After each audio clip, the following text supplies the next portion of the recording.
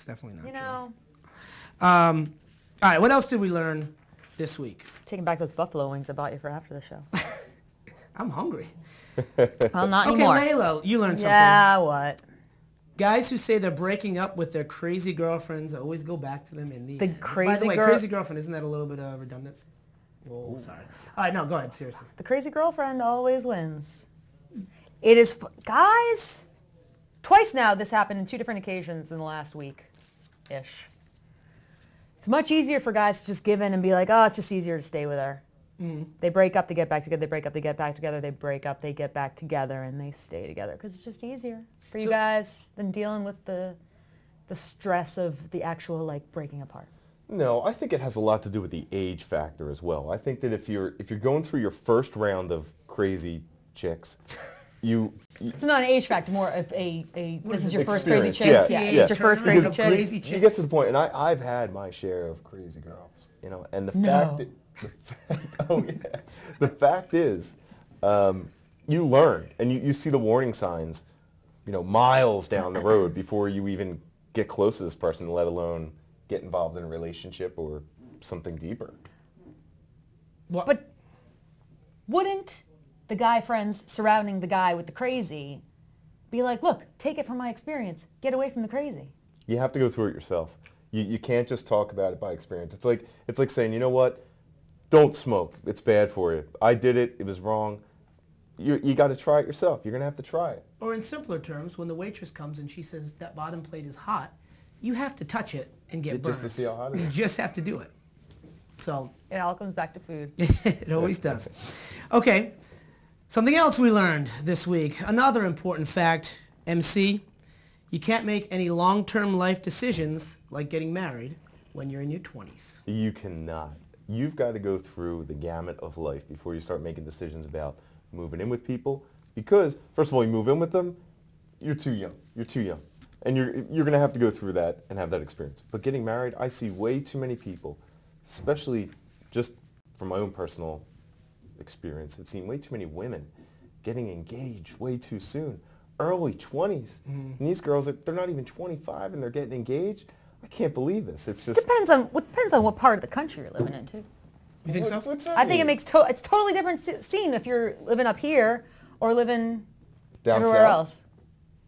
If you're on a coast, it's a different situation. If you're inland or on the south. It is dangerous, I think. It's I mean, totally- you know, age is obviously, you know, I think maturity and experience are more important than age, although age obviously is sort of, you expect somebody a little bit younger to have less experience and maybe be not quite as mature. Yeah, So there are exceptions, I think, but I think it's dangerous. It's dangerous. It's definitely a little bit unruly. Right. Well, okay, so a couple other things that we learned this Is that week. it? That's all we have to say about that? No. What more do you got? Come on. I don't know. Layla, what do you got? You say you want to live your life through your 20s and then get engaged. What if you're dealing with guys like you who are still trying to like live out their teen years well into their 30s? I'm sorry, I'm still in my 20s. And lucky you then. Then you meet these guys that are young at heart. Right, you know? exactly. I mean, come on. Lots of now fun. yeah. Have you seen Phil's tie? I mean, it's how much fun this is. How cute is this little tie here? We don't get a close-up on the tie. Thanks, Kyle. Come on. He's not even paying attention. Little He's just tie. he's Kyle's checked playing out. Tetris back there. Oh, Layla's insulting Florida and the South right now. That's saying true. That That's a coast. That's What? part of the coast. Technically, it is That a was coast. You that, said that's the included South. in my So coast. what? Because I'm from they don't get married because they're inbred hicks. You crazy? That's not how it works out there. They're normal people. Have you not been to the South, or all you've seen is like? Why Miami should I go to the Beach? South if I'm from New Because England? it's hotter. This is so cold. It's not even I'm funny a anymore. pure New England snob. Please, there's no reason to go anywhere but here. Snobs. Yeah, that's for sure.